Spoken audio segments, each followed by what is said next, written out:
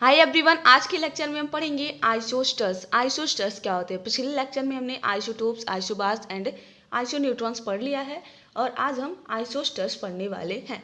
ठीक है, तो आइसोस्टर्स क्या होता है? बहुत ही ईजी है। सबसे पहले हम आपको इसका छोटा सा डेफिनेशन बताते हैं, फिर एग्जाम्पल से समझाते हैं। तो इसका डेफिनेशन क्या है? The molecules which have same number of atoms and electrons. कोई भी मॉलिक्यूल हमारे पास है, अगर उसके पास सेम नंबर ऑफ एटम्स हैं, दो मॉलिक्यूल सपोज हमने लिया, दोनों में सेम नंबर ऑफ एटम्स है and same number of neutrons है, तो वो क्या होंगे? आइसोस्टर्स होंगे। चलिए एग्जाम्पल से समझते हैं। फर्स्ट एग्जाम्पल, सपोज हमने लिया CO2 कार्बन डाइऑक्साइड एंड हमने लिया N2O डाई नाइट्रोजन मोनोऑक्साइड। ठीक है, तो देखिए क्या होगा इसमें? आइसोस्टर्स होंगे, सेम नंबर ऑफ एटम होगा। इसमें कितने एटम है? कार्बन कितना है? 1। ऑक्सीजन कितना है? यहाँ पे 2 ऑक्सीजन है। टोटल कितना हो गया? 3 एटम्स हो गया। तो नंबर ऑफ एटम इसमें कितना है? 3। इसमें 2 नाइट्रोजन है प्लस ऑक्सीजन कितना है? 1। इसमें भी कितना आ गया? 3। तो दोनों के पास नंबर ऑफ एटम क्या है? सेम है, सेम नंबर ऑफ एटम्स। अब हम इलेक्ट्रॉन्स निकालेंगे, देखते हैं इलेक्ट्रॉन्स भी सेम है या नहीं। अगर इलेक्ट्रॉन सेम हुए तो क्या हो जाएंगे? आइसोस्टर्स। तो चलिए इलेक्ट्रॉन्स निकालते हैं। एक बार फिर से हम इसको लिखते हैं CO2 एंड N2O। तो चलिए, कार्बन का एटॉमिक नंबर कितना होता है? 6। ओके, प्लस ऑक्सीजन का कितना होता है? एटॉमिक नंबर 8 होता है। और कितना ऑक्सीजन है यहाँ पे? 2। तो 2 से क्या करना है? हमें मल्टीप्लाई करना है। कितना आ जाएगा? 6 प्लस 16 ऐड करेंगे तो हमारे पास आ जाएगा 22 इलेक्ट्रॉन्स। कितने इलेक्ट्रॉन आएंगे? 22 इलेक्ट्रॉन्स। इसका अगर हम देखें तो नाइट्रोजन के पास कितना इलेक्ट्रॉन होता है? 7। कितना नाइट्रोजन है? 2 है। ठीक है, इसका एटॉमिक नंबर हम लिख रहे हैं। प्लस ऑक्सीजन का एटॉमिक नंबर कितना होता है? 8। कितना हो जाएगा? 14 प्लस 8, ये भी हमारा कितना आ जाएगा? 22 इलेक्ट्रॉन। तो देखिए दोनों जो यहाँ पे हमने मॉलिक्यूल्स किया है, दोनों क्या है? मॉलिक्यूल्स है। दोनों में जो नंबर ऑफ एटम है क्या है? सेम है। इसका भी 3 है, इसका भी 3 है। ओके, एंड जो नंबर ऑफ इलेक्ट्रॉन है इसका कितना है? 22। और इस वाले का भी कितना है? 22 इलेक्ट्रॉन है। नंबर ऑफ इलेक्ट्रॉन भी सेम है, नंबर ऑफ एटम्स भी सेम है। तो यही हमारे क्या होंगे? आइसोस्टर्स होंगे। और भी हम आपको बहुत सारे एग्जाम्पल्स बताते हैं। सेकेंड एग्जाम्पल हम लेते हैं, एग्जाम्पल नंबर 2। ठीक है, हमने लिया CaO कैल्शियम ऑक्साइड, जिसको हम बोलते हैं चूना, एंड हमने लिया KF। ठीक है, तो चलिए नंबर ऑफ एटम्स कितना है? जल्दी जल्दी बताइए। ये 2 नहीं है, एक ही है, कैल्शियम है। ये क्या है? ऑक्सीजन। ये क्या है? पोटेशियम। ये क्या है? फ्लोरीन। 9।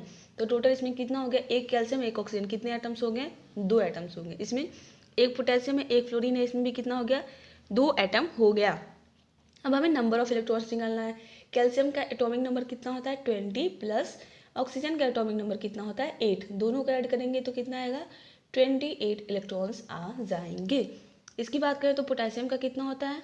19 एंड फ्लोरीन का कितना होता है? 9। दोनों को ऐड करेंगे कितना आएगा हमारा? 28 इलेक्ट्रॉन। इसका भी आएगा। तो ये हमारे क्या है? आइसोस्टर्स हैं।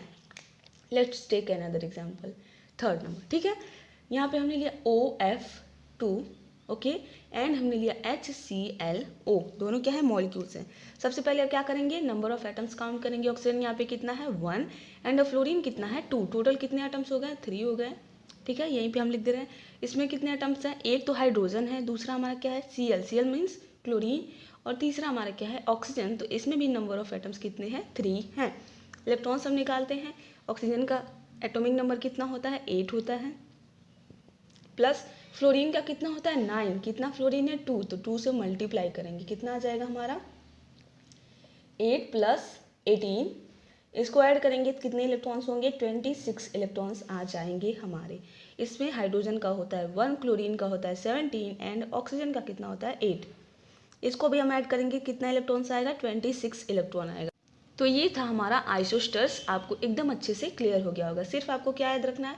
एटॉमिक नंबर याद होगा तो आप अच्छे से निकाल लेंगे, समझ लेंगे। ठीक है, इसके बारे में कुछ पॉइंट्स लिख लीजिए। जो आइसोटर्स होते हैं, देखिए सबके पास क्या है? नंबर ऑफ इलेक्ट्रॉन सेम है। इसके पास भी नंबर ऑफ इलेक्ट्रॉन सेम, इन दोनों में भी नंबर ऑफ इलेक्ट्रॉन सेम है। तो जो आइसोस्टर्स होते हैं वो आइसो इलेक्ट्रॉनिक होते हैं। आइसो इलेक्ट्रॉनिक क्या होते हैं? जिसके पास नंबर ऑफ इलेक्ट्रॉन क्या होता है? सेम होता है। तो हम इसके लिए क्या लिखेंगे? All isosters are isoelectronic. सभी के सभी आइसोस्टर क्या होते हैं? हमारे आइसो इलेक्ट्रॉनिक होते हैं। But all isoelectronic